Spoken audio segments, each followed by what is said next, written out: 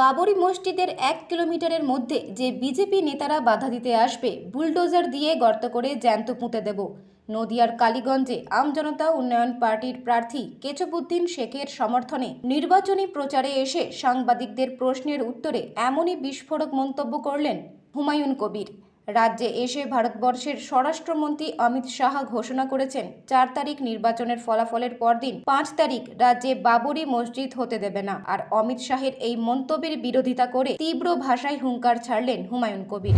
তার বক্তব্য নিয়ে কি বলবেন? উনি বলছেন 5 তারিখে ভোট গঠন করবে এবং বাবরি মসজিদ হতে দেবে না। বাবরি মসজিদ কি হবে? বাবরি মসজিদের 101 কিলোমিটার দূরে যে বিজেপির নেতা আসবে তাদেরকে জেসিপি দিয়ে 10 ফুট করে গর্ত করে জীবন্ত পুঁতবো।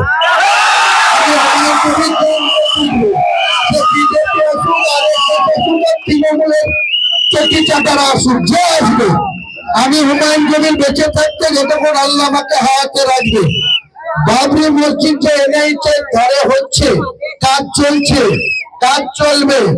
কোন মামার ক্ষমতা নাই, কোন বিজেপির ক্ষমতা নাই, কোন টিএমসি চটি চাটার ক্ষমতা নাই আমার বাবরি মসজিদের কমপ্লেক্সের 1 কিলোমিটার দূরে পৌঁছায়। যে আসবে, অর্জুন সিং বলেছিল অযোধ্যায় ভেঙেছি 92 সালের 6 ডিসেম্বর, আবার হুমায়ুন কবির এখানে বাবরি মসজিদ করছে, ভাঙবো।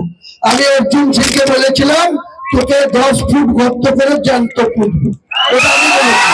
আবার বলছি, অমিত শাহ দলের যে কেউ আসবে, আমি হুমায়ুন কবির আমার মুসলিমদের সাহায্যে, মুসলিমদের টাকায় আমি ওখানে 13 বিঘি জায়গা প্রায় 10 কোটি টাকার উপর দান করেছে। 10 কোটি টাকা দান এখনো পাইনি, 10-এর নিচে আছে, কিন্তু ইট নিয়ে, পাথর নিয়ে, রড নিয়ে, বালি নিয়ে 10 পার হয়ে যাবে, কিন্তু ওগুলো তো এখনো ওখানে মজুত আছে। কিন্তু টাকা 8-8.5 কোটি পেয়েছি, কিন্তু 10 কোটির উপর জায়গা কিনেছি। 13 বিঘি জায়গার উপরে বাবরি মসজিদ হবে। 10,000 থেকে 12,000 মানুষ একসাথে নামাজ। আপনাদের সম্মুখে বক্তব্য রাখবেন।